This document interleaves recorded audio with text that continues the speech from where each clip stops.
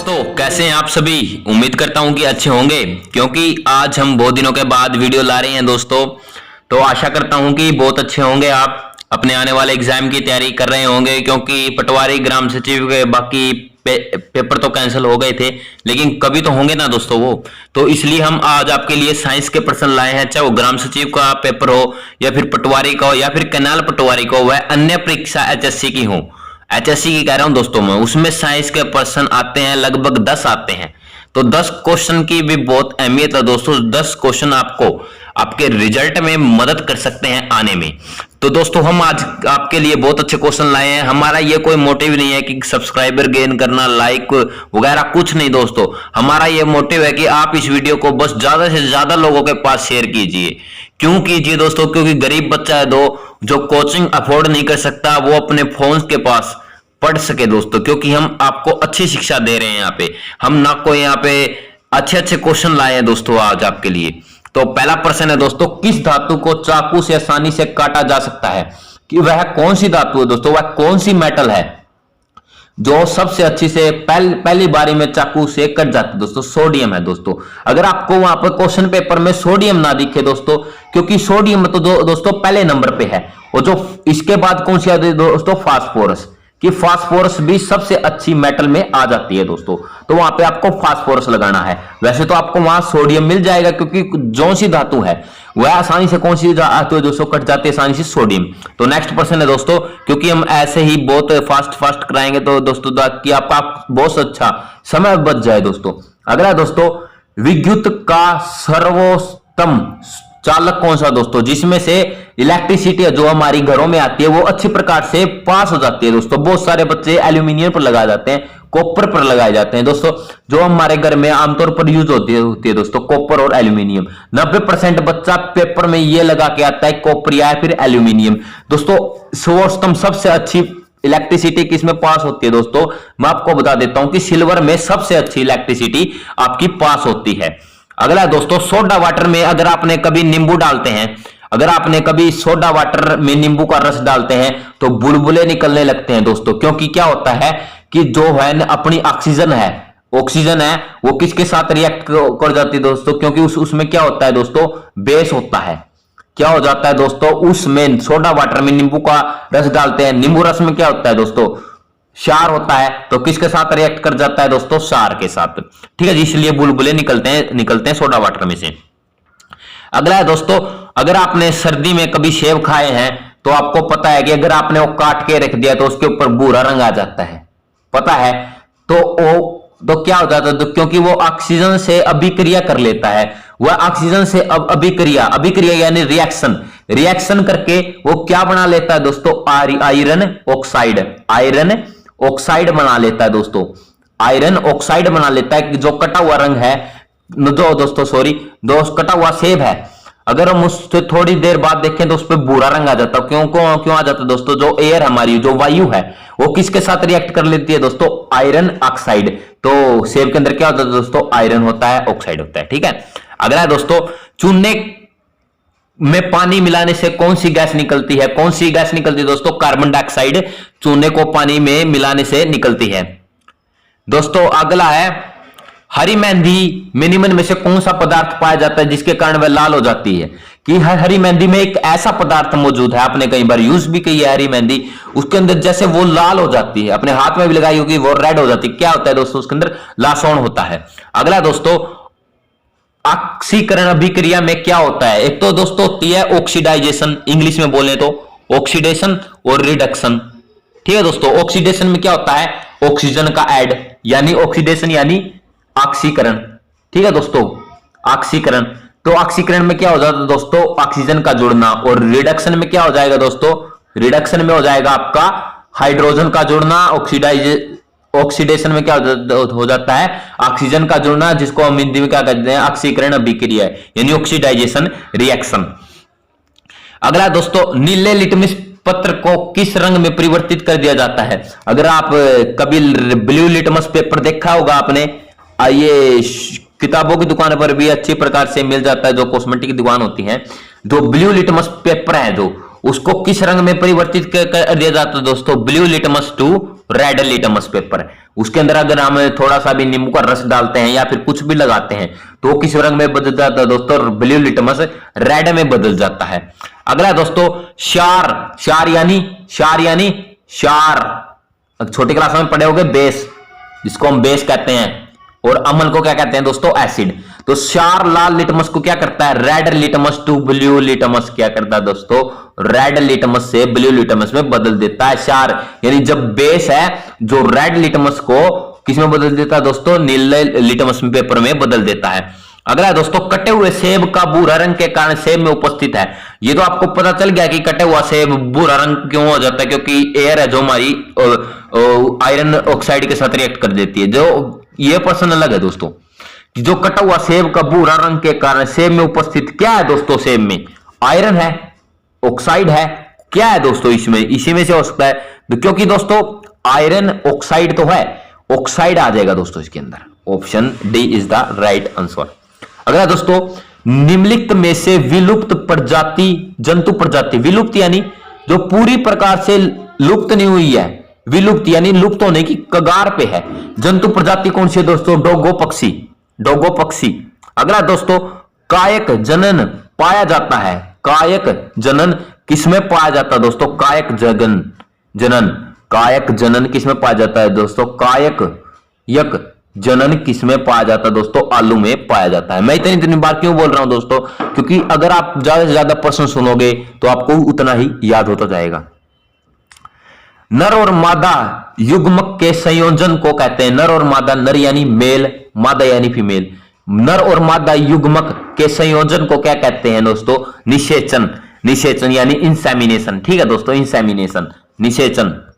अगला है दोस्तों एकलिंगी पुष्प, एकलिंगी, एक लिंग यानी जो बायसेक्सुअल फ्लावर होता है, इंग्लिश में बोले तो बायसेक्सुअल फ्लावर होता है, पुष्प यानी फूल, फ्लावर, ठीक है दोस्तों, फूल फ्लावर, ठीक है। एकलिंगी पुष्प है, एकलिंगी यानी बायसेक्सुअल फ्लावर, मक्का आ जाएगा दोस्तों।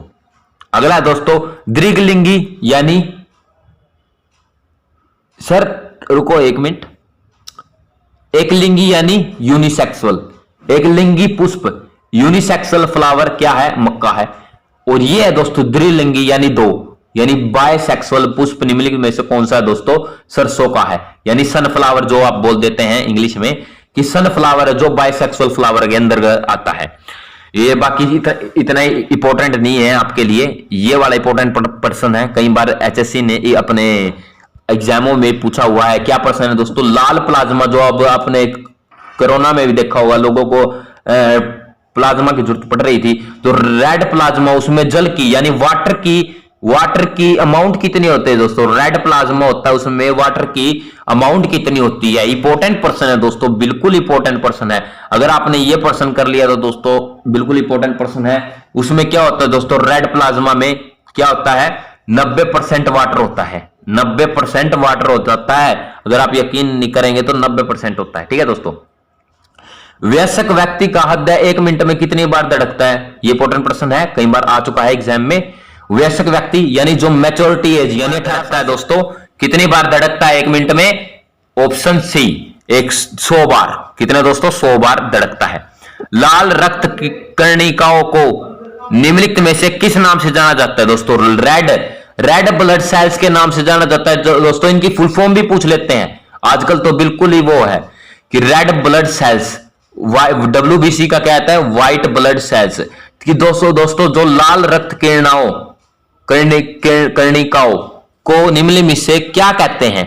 RBC कहते हैं दोस्तों। क्या कहते हैं? रेड ब्लड सेल्स, लाल रक्त कर्णिकाओं को कहते हैं।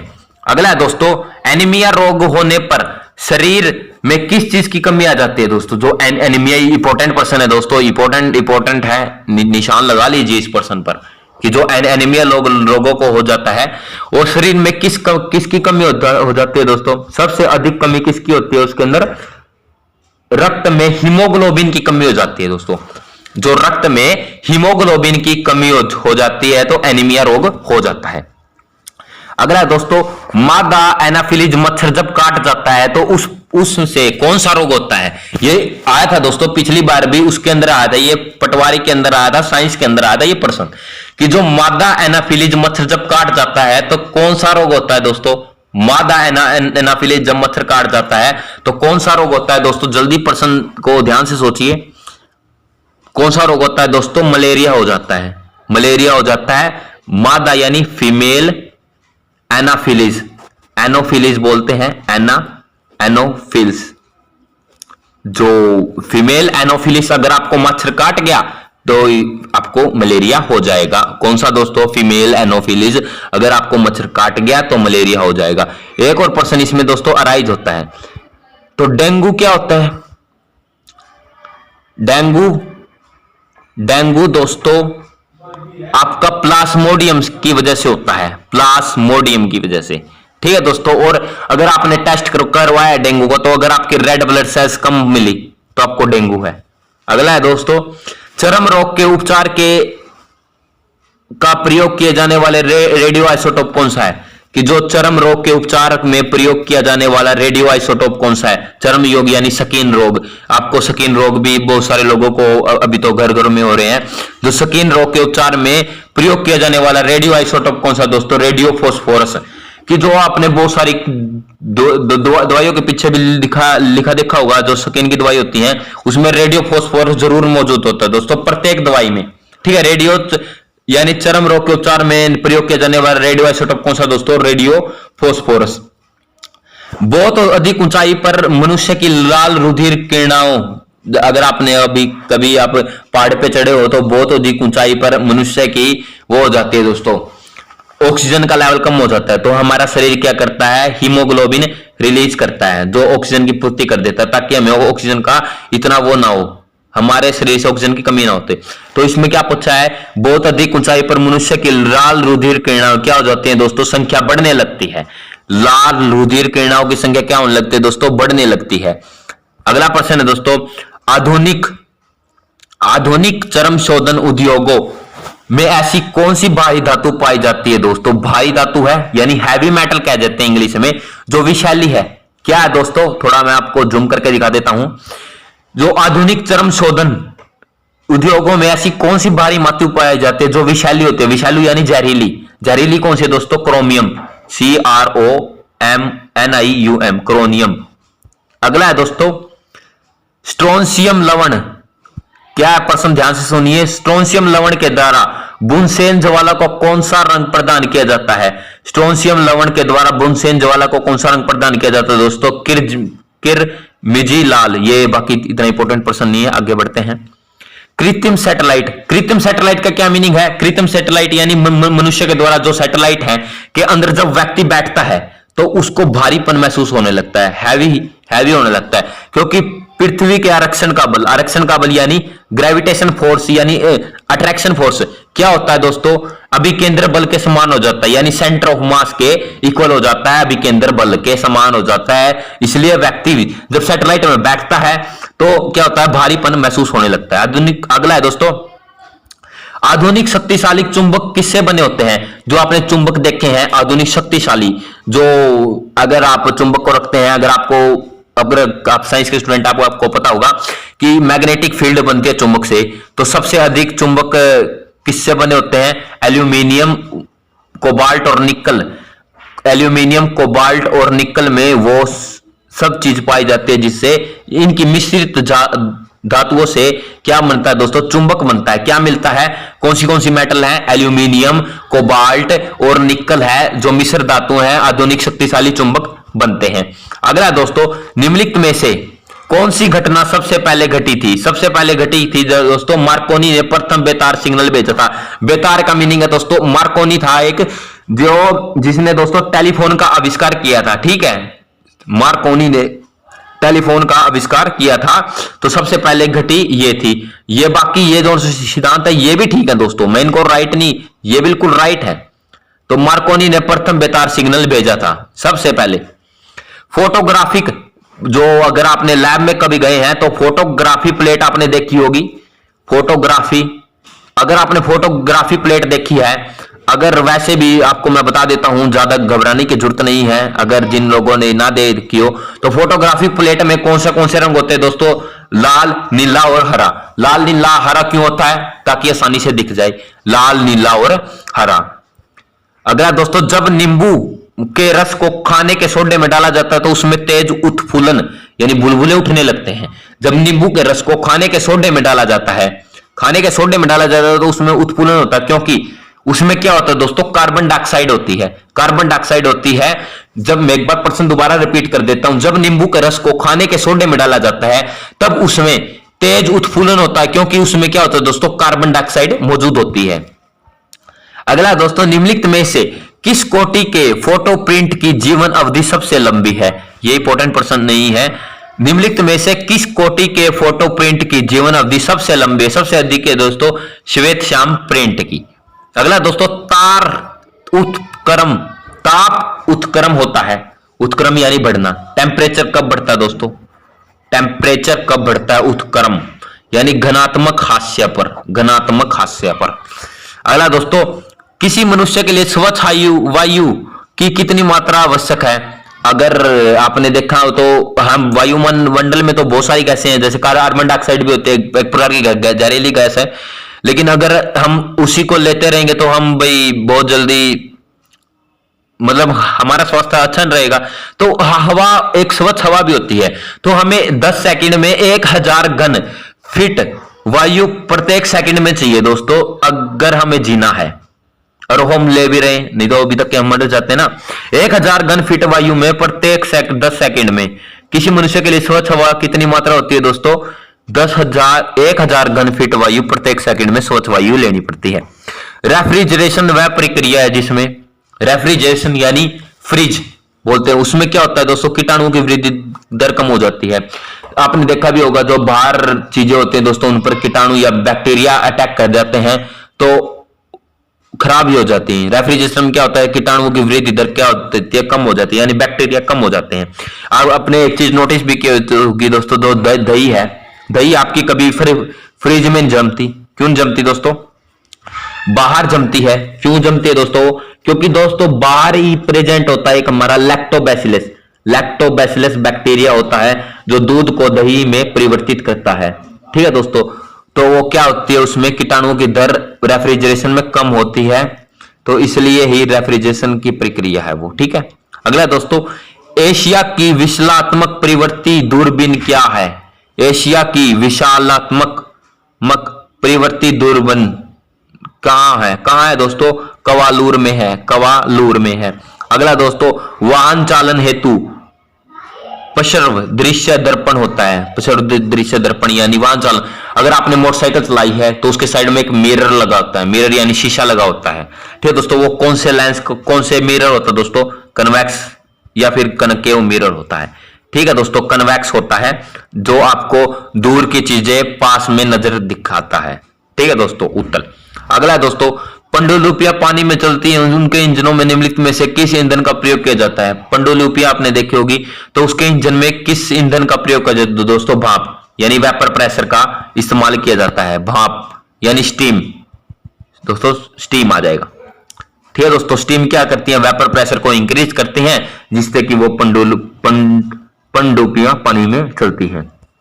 हेलो दोस्तों, होलोग्राफ किसे कहते हैं? होलोग्राफ इंपॉर्टेंट प्रश्न है, पिछली बार आया था ग्राम सचिव में, ऐसा का ऐसा प्रश्न आया है, इसलिए हम ये स्पेशल आपके लिए लाए हैं कि होलोग्राफ क्या होता है।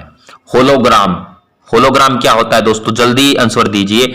इसका राइट आंसर हो जाएगा दोस्तों, एक त्रिविमीय छवि के पुनरुत्पादन के लिए फोटोग्राफिक रिकॉर्ड। एक त्रिविमीय छवि के उत्पादन के लिए फोटोग्राफिक रिकॉर्ड। एक बार मेरे साथ बोलिए, होलोग्राम किसे कहते हैं? एक त्रिविमीय छवि के पुनः उत्पादन के लिए फोटोग्राफिक रिकॉर्ड। अगला प्रश्न है दोस्तों, निम्नलिखित में से कौन सा रंग सम्मिश्रण दिन और रात के समय सर्वाधिक सुविधाजनक होता है? दोस्तों इनमें से वो रंग बताना है जो रात और दिन के समय सबसे अच्छा होता है, मतलब सुविधाजनक होता है, आसानी से बिल्कुल आसानी हो जाती है दोस्तों। तो दोस्तों लाल और हरा ऐसा रंग है जो रात और दिन के समय सर्वाधिक सुविधाजनक होता है। निम्नलिखित में से कौन सा द्रव सर्वाधिक घनी होता है? द्रव कौन सा होता है दोस्तों सर्वाधिक घनी, कौन सा होता है दोस्तों तेल, सर्वाधिक घनी तेल होता है। अगला दोस्तों हाइड्रोलिक प्रेस में किसका प्रयोग किया जाता है दोस्तों। हाइड्रोलिक प्रेस आपने देखी होगी, ये मान लो कोई चीज है, यहाँ पे कोई एनीथिंग है, एनी चीज, एनीथिंग, ठीक है दोस्तों, एनीथिंग है, यहाँ पे कोई भी चीज है, तो हाइड्रोलिक प्रेस एक ऐसे आकार की होती है, अगर वो किसी भी चीज पर पड़ती है दोस्तों उसको नीचे दबा देती है या फिर तोड़ देती है दोस्तों, ठीक है, एक हाइड्रोलिक प्रेस होती है। हाइड्रोलिक प्रेस का प्रयोग किसने किया था दोस्तों, पास्कल ने किया था। पास्कल ने इसका आविष्कार किया था दोस्तों, पास्कल के लॉ के अकॉर्डिंग ये चलती है, ठीक है, किसका प्रयोग, पास्कल का नियम, ठीक है दोस्तों। यहां तक ये आज के प्रश्न, तो मिलते हैं कल ही इसी वीडियो में, इसी समय आएंगे। तो दोस्तों मेरा ये मोटिव नहीं है आप सब्सक्राइबर ना करें, वैसे आपकी मर्जी है, सब्सक्राइब करना चाहे तो करें या लाइक करना चाहे तो, वीडियो को अच्छी लगे तो कर देना, लेकिन हमारा ये मुख्य मोटिव है कि गरीब बच्चों के पास शेयर कीजिए। आपके पास जितने भी HSC के ग्रुप हैं, आप जितने भी आपके पढ़ाई से लिंक ग्रुप है दोस्तों, उनमें शेयर कीजिए, अपने दोस्तों के पास शेयर कीजिए। हमारा ये मोटिव है कि गरीब का बच्चा जो कोचिंग अफोर्ड नहीं कर सकता, हम उनको उनके फोन के माध्यम से पढ़ाई करवाएं। तो दोस्तों इस वीडियो को ज्यादा से ज्यादा शेयर कीजिए। जय हिंद।